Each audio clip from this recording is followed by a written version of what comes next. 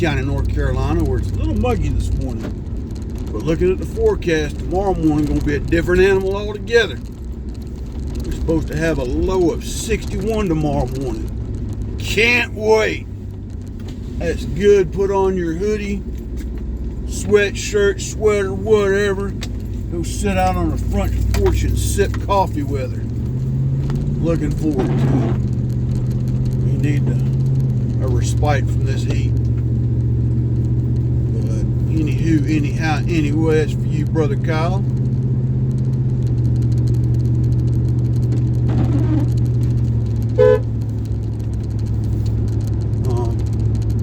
We're just plugging along down here in this part of North Carolina.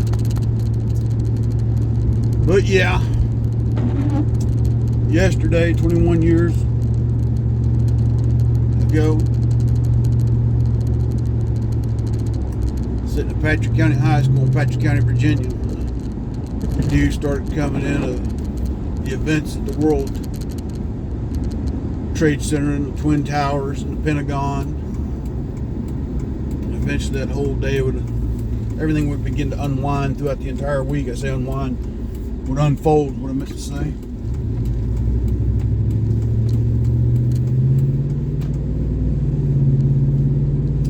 But there's still some prevailing thoughts out there that it was an inside job. I'm not going to elaborate one way or the other. And the reason I'm not going to elaborate one way or the other is because of this. This far into the game, it would be hard pressed to find the exact individual or individuals that were guilty of it, if that were the case, is the case. I still get madder than hell, though, to think that 3,000 of my fellow Americans were killed needlessly, undeservingly. Whether it was a hate-filled terrorist group that planned and orchestrated it all, or if it was an inside job. My oath said, against all enemies, foreign and domestic. And the reason I'm bringing this to light, boys and girls and boys of all ages,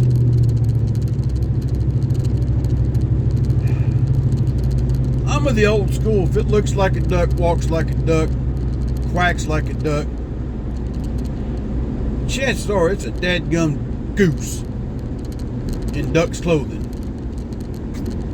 Or we can make it even a little more sinister and say it's a wolf in sheep's clothing.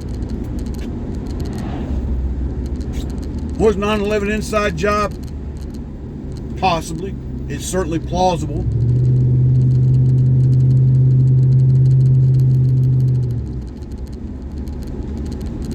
With the globalists that are in our government, I wouldn't put anything past them. That's for the knuckleheads on both sides of the fence. Because once they all get up there, all lose their freaking mind, it seems like. But the other part of it is this. You look at what's going on with the current administration. There's so much graft and corruption, it's not even funny. You look at the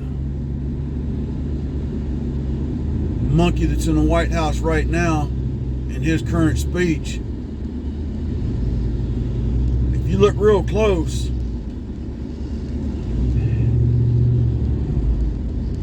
you either think Joe Biden was on drugs or it's a body double. Because a couple of days later he gave a speech and was fumbling all over the place. There's also evidence that the background behind his speech was fake. Fake in the sense that the two Marines that showed the background weren't actually there. They were, I don't know, edited somehow. Woo. Sorry about that. That ambulance came up out of nowhere.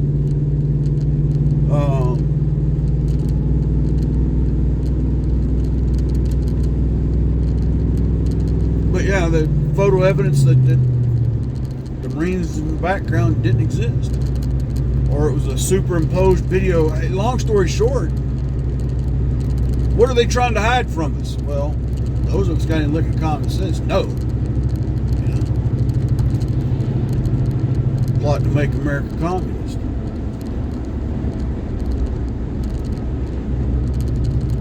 Interesting that, you know, that half-wit vice president we got, we hadn't heard hiding her hair out of her, you know, trouble-stirring self quite some time.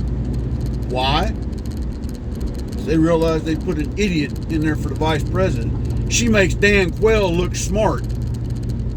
That's saying something, boys and girls.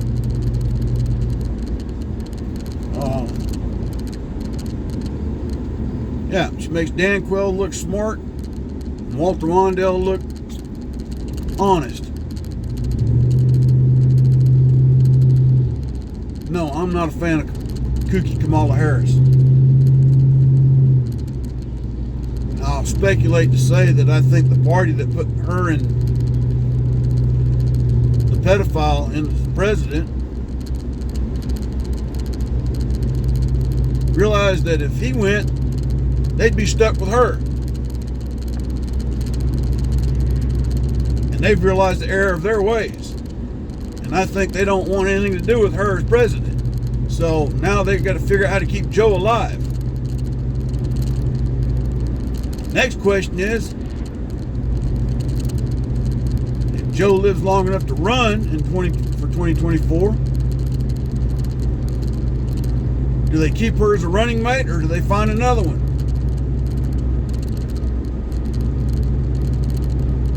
People want to know.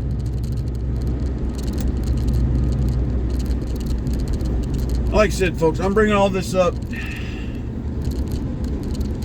for others to hopefully open their eyes that our government does not have our best interests at heart, at least not anymore. The people in charge of our government, there's something going on that it's dark, it's sinister, it's evil. Call it what you will, call it what you may.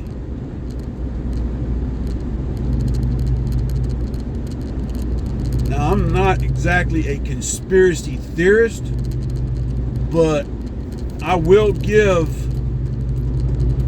a conspiracy a fair amount of room, okay?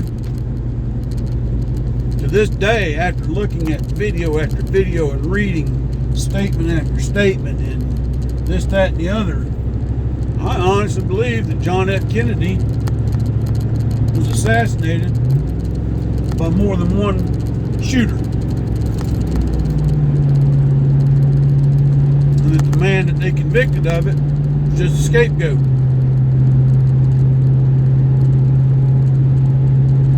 And they can say all day long there was only one shooter, but all the video evidence indicates to me that there was more than one shooter. Because they say the shot that killed him was the first one. But if you notice in the video, his head goes forward and not backwards. So I don't know. There's even one theory that the driver reached back and shot him. And that's why Jackie was scrambling to get out the backside of that limo. And some, well, if that was the case, why didn't Jackie say it all these years? Again, dark and evil powers, people. Got to realize she came from a family that was into that world global bull crap. Married into a family of world global bull crap. And honestly, I think John F. Kennedy was a good president. For the most part. He's like any other president we've ever had. He had his flaws. He, like Bill Clinton, liked to play with the ladies. Him and his brother Robert.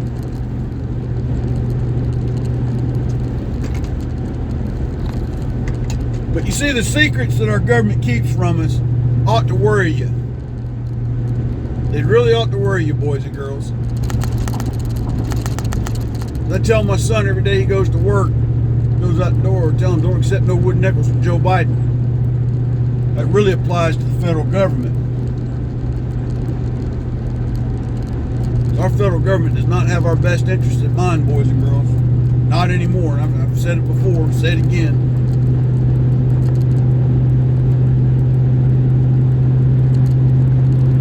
And we really need to be on the lookout think about it. I think it's Illinois or Indiana that just passed a state law that basically is giving hardened criminals a free pass.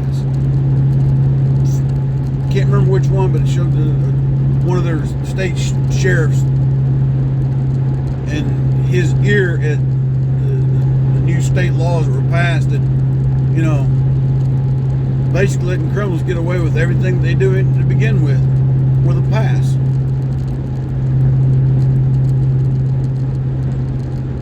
Somebody that's out on bail can't be picked up for 48 hours if they violate their bail. What the hell? You know? A whole litany of things. We've got states allowing men to go into women's bathrooms and women to go into men's bathrooms, all because I feel like I'm a woman today. I feel like I'm a man today. So, you know, that's grounds to let them go in. We've got prisons that are accepting these so-called trans women and getting other females pregnant. Sexual predator much, maybe?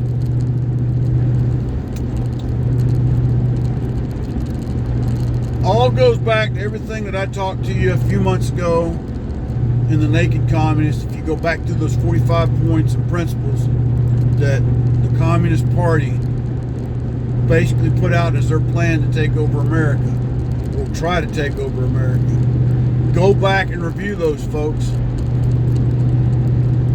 They're also playing into the biblical principle of we're going to, you know, when things that are wrong are considered right and things that are right are considered wrong, that's starting to, we're at the very beginning of those times, I believe. And a lot of what comes out of the Naked Communists is pushing that agenda here.